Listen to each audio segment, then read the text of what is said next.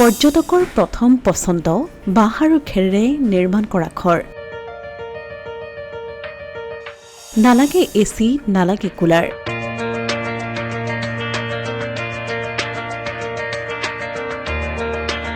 যাৰ বাবে অসমলৈ আহি বিদেশী পৰ্যটকে থাকিবলৈ বিচাৰে বাঁহ আৰু খেৰেৰে নিৰ্মাণ কৰা ঘৰত। প্ৰথম পছন্দটো কিন্তু এইটো কাৰণে ইয়াতে বেছি কৰে মোৰ হোটেল ডাফলাঙত, যে ইয়াতে বাঁহ বেতৰ যিটো মানে ব্যৱহাৰ কৰি পেলাই যিখিনি ঘৰ বনোৱা হৈছে, সেই ঘৰখিনিত থাকিবলৈ আচলতে খুব ঠাণ্ডা হয় আৰু ইয়াত উইদাউট এচিত একদম ধুনীয়াকৈ সুন্দৰকৈ থাকিব পাৰে। 31 মে'ত অন্ত পৰিব কাজিৰঙাৰ 2023-24 পৰ্যটন বৰ্ষ। এই বৰ্ষটোত পৰ্যটকৰ আগমনে অভিলেখ গঢ়িলে কাজিৰঙা পৰ্যটনত। সমান্তৰালকৈ লাভান্বিত হ'ল কাজিৰঙাৰ গ্ৰাম্য পৰ্যটন উদ্যোগীসকল। যি সময়ত কাজিৰঙাৰ সেউজীয়া পাহাৰ ধ্বংস কৰি একাংশ পুঁজিপতিয়ে হোটেল নিৰ্মাণ কৰিছে, তেনে সময়তে কাজিৰঙাৰ পুতুল শইকীয়া নামৰ এজন স্থানীয় লোকে আৰম্ভ কৰিছিল গ্ৰাম্য পৰ্যটন। প্ৰকৃতিৰ লগত মিলিব পৰাকৈ তেখেতে হোটেল ডাফলাং নামেৰে এটা পৰ্যটন অতিথিশালা আৰম্ভ কৰি এটা বছৰতেই 4 পৰা 5 লাখ টকা লাভ কৰিবলৈ সক্ষম হৈছে।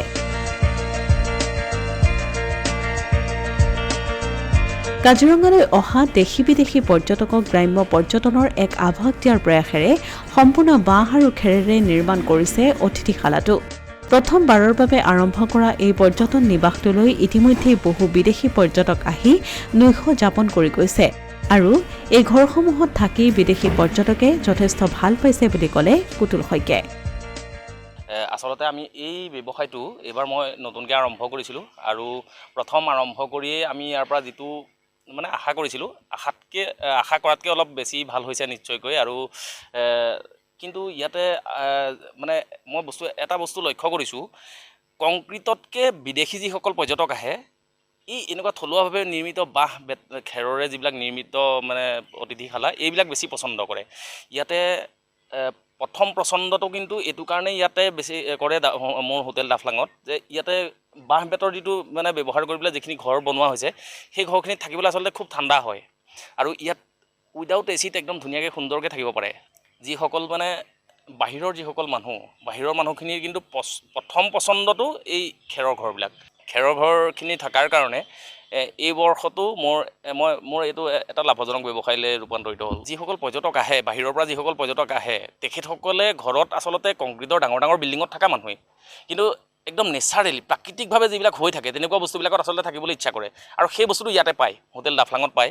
আৰু সেইকাৰণে মোক মানে স্পেচিয়েলি থেংকছো দি থৈছে, ধন্যবাদো জনাইছে যে এনেকুৱা কৰাৰ কাৰণে বহুতে মোক মানে খুব ভাল সঁহাৰিও দিছে। গতিকে সেইটো কাৰণে মোৰ ভাল লাগিছে। আৰু এটা কথা কিন্তু চৰকাৰলৈ অনুৰোধ জনাম, বিনম্ৰতাৰে অনুৰোধ জনাম যে কাজিৰঙা নেশ্যনেল পাৰ্কৰ বাদেও ধৰক আপোনাৰ ইয়াতে পাহাৰ এৰিয়া বেছি আছে। কাজিৰঙাত আচলতে পাহাৰ এৰিয়া বহুত আছে আৰু সেই পাহাৰ এৰিয়াবিলাকত আচলতে ট্ৰেকিঙৰ চৰকাৰীভাৱে ব্যৱস্থা কৰক, তাতে এণ্ট্ৰি ফিজ কৰক বা কিবা যেনেধৰণে সুবিধা হয় সেই বস্তুবিলাক কৰক। আৰু ইয়াতে আমি জনাত 2টা ৱাটাৰফল আছে। গতিকে এই ৱাটাৰফলকেইটালৈ যাব পৰাকৈ ধুনীয়াকৈ সুন্দৰকৈ যদি ৰাস্তাবিলাক বনাই দিয়ে বা চিনাক্তকৰণ কৰি পেলাই যদি এথৰাইজ কৰি দিয়ে, তেতিয়াহ'লে মই ভাবোঁ নিশ্চয়কৈ পৰ্যটকৰ সংখ্যা আৰু বৃদ্ধি হ'ব। আৰু ইয়াতে পৰ্যটকৰ সংখ্যা বৃদ্ধি হোৱাৰ লগে লগে সাধাৰণতে আচলতে আমাৰ সাধাৰণ যিখিনি মানুহ তেখেতসকলৰ প্ৰকৃততে আমাৰ চবৰ উপকাৰ হ'ব। অসমীয়া প্ৰতিদিন ডিজিটেল সংবাদ, কাজিৰঙা।